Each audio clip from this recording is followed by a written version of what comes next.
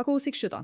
Pora, kuri naudojosi surogatinės motinos paslaugomis, kad susilauktų kūdikio, nes patys negalėjo, 5. nėštumo mėnesį sužinojo, kad jų vaikas turi sveikatos sutrikimą. Taigi jie pareikalavo, kad surogatinė motina nutrauktų nėštumą, kai jie atsisakė, o tada pabėgo į Teksasą, kad pagimdytų šį kūdikį. Tada jie perėmė vaiko globą ir dabar paduoda ją į teismą dėl pinigų, už tai, kad ji išdrįso pagimdyti kūdikį, kurį dabar jie augina. Na kiek žmonės turi išprotėti? Štai detalės. West sutiko tapti surogatinę motiną praėjusiais metais vienai porai Kalifornijoje. Ji nešiojo jų kūdikį ir kiek žinoma nėštumas buvo visiškai normalus iki maždaug 20 savaitės. Tada gydytojai diagnozavo vaikui, kurį jį nešiojo, retą, bet sunkią širdies ydą. Tai tokia yda, kuri jei nebus atlikta kelių operacijų netrukus po vaiko gimimo, jis neišgyventų. Tuo metu, pasak West, pora jai pranešė, kad nori, jog ji suplanuotų abortą. Dabar tėvų prerogatyva tokioje situacijoje, pasak ekspertų, yra įprasta surogacijos sutartyse. Sutartį, kurią West pripažįsta pasirašiusi. Jie atidėjo procedūrą kelioms savaitėms ir per tą laiką rado gydytojus Dallaso apylinkėse, kurie anksčiau sėkmingai atliko tokias operacijas. Jie informavo porą, kad norėtų likti šioje vietovėje pas draugę, gimdyti Dallase ir pažiūrėti, ar gydytojams pavyks. Na, pagalvokite apie tai. Ji yra šio kūdikio surogatinė motina. Ir jai taip rūpi kūdikis, kuris nebus jos, kad ji pasiryžusi ieškoti informacijos, žmonių ir gydytojų, kurie galėtų išgelbėti šį kūdikį ir jį išgydyti. Tiesa? Koks nuostabus poelgis. Šiuo atveju tai sukėlė teisminių ginčų virtinę dėl to, kieno norai, kieno teisės šiuo atveju yra svarbesnės. Aliaskos ir Kalifornijos teismai svarstė šią bylą. Tuo tarpu West buvo Teksase ir trečiadienį ji pagimdė berniuką.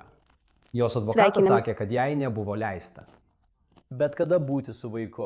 O Kalifornijos tėvai vis dar siekia savo teisių. Tačiau šią savaitę į kovą įsitraukė ir Teksaso valstija.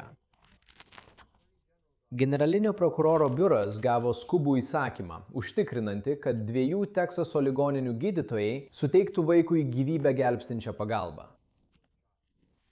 West advokatė sako, kad dabar ji pati ketina siekti vaiko globos. Kalifornijoje gyvenantys tėvai yra numatyti būsimi tėvai ir laikui bėgant būtų laikomi turinčiais teisę priimti sprendimus dėl to vaiko. Tačiau kol kas būtent Teksaso teisė sprendžia dėl vaiko ir lemia, kas bus toliau. Gerai, ar galiu tik pasakyti, kad ši moteris yra tikra heroja, kad iš viso pastojo, kad tapo surogatinė motina ir kad bando ginti bei gelbėti savo kūdikį, aš visiškai ją palaikau. Bet pakalbėkime apie teisinę šios situacijos pusę, nes jei nieko daugiau, ši istorija turėtų pradėti diskusiją, kurioje kiekviena surogatinė motina, nusprendusi išnešioti kūdikį, tėvų turėtų iš anksto visiškai aiškiai žinoti, ar jie yra už abortą ar prieš abortą. Ir tai turėtų būti aptariama iki smulkmenų, kaip būtina sąlyga norint turėti vaikų. Žiūrėkite. Nenuostabu, aš nesu už vėlyvus abortus, manau, kad tai yra visiškas blogis ir tai neteisinga. Bet jei ketinate leisti kitam žmogui išnešioti jūsų vaiką, mažiausia, ką turite padaryti, tai įsitikinti, kad tas žmogus sutinka su jumis dėl požiūrio į abortus, tiesa? Bet ši moteris yra tikra heroja. Turiu omenyje, paklausykime jos interviu ir to, ką jis sako. Iš pradžių turėjau išskristi antradienį, bet dabar, kai pakeičiau skrydžio laiką, buvau darbe, o mano vyresnysis brolis man parašė dienos metu ir tiesiog pasakė, ei, paskambink man, kai baigsi darbą. Tiesiog noriu su tavimi apie ką pasikalbėti. Taigi, baigiau darbą apie 19:30 vakare ir paskambinau savo broliui. Bet tada...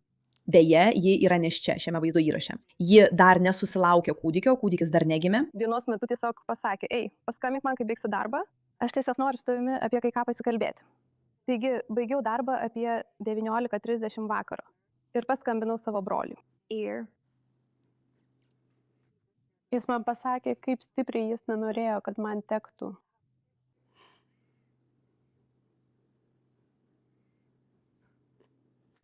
Pereiti šią procedūrą. Ir jis žinojo, kaip aš dėl to jaučiausi ir kaip bijojau.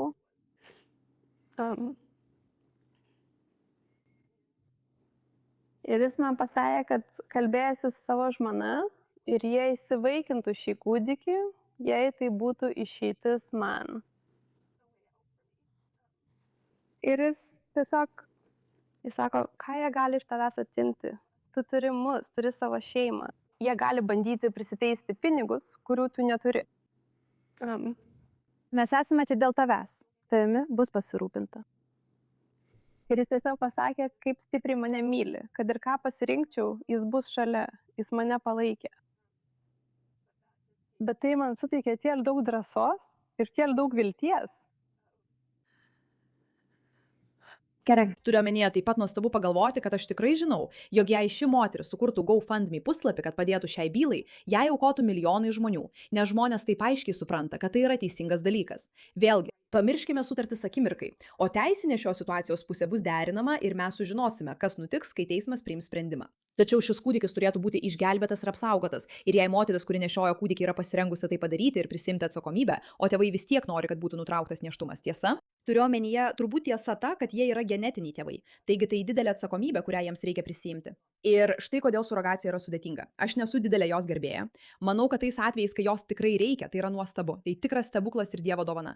Bet tai kur kas sudėtingesnis dalykas, nei žmonės linkę manyti. Jei dėl to, ką patyrei ir ką vis dar išgyveni, pasikeistų vienas dalykas surrogacijos srityje, ko tikėtumėsi, kad tas vienas dalykas būtų?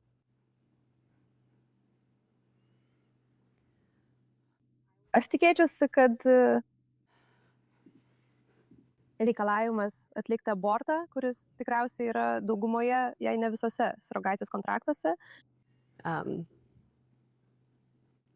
nebūtų leidžiama įtraukti į sutartis.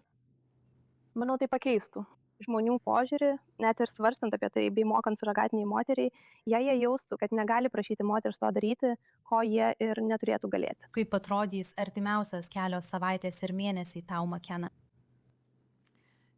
Tausosiu save, dar maždaug mėnesį nešiosiu šį berniuką ir tikiuosi galėsiu lydėti jį jo kovoje po gimimo ir dar operaciją. Argi tai nenuostabu? Gerai, bei Nashin Gilkar ir Omaras Ahmedas, 45 metų, yra kūdikio tėvai. Makena West yra 28 ir ji ta, kuri dėl to kovojo. Ir Makena yra tikra angelas. Kūdikis jau gimė. Kūdikiui, kurį West pavadino Gabrieliumi, nedelsant atliekama gyvybę gelbstinti operacija. Dabar jis yra tėvų, kurie taip norėjo jį abortuoti, globoje. Ir man tai tikrai nepatinka. Manau, kad tai neteisinga. Ir aš tiesiog nežinau, ką daryti. Jaučiausi labai įstrigusi dėl šios sutarties ir jaučiausi taip, lyg neturėčiau jokios teisės spręsti. Bet aš žinojau savo sieloje ir širdyje, kad noriu apsaugoti šį mažą berniuką. Ir laimiai mano brolis buvo, jam kilo noras man paskambinti ir... Ir aš negaliu įsivaizduoti, ką reiškia, kai tau pasako, kad privalai nutraukti nėštumą. Kad privalai. Taip. Kad privalai nutraukti nėštumą 5. mėnesį.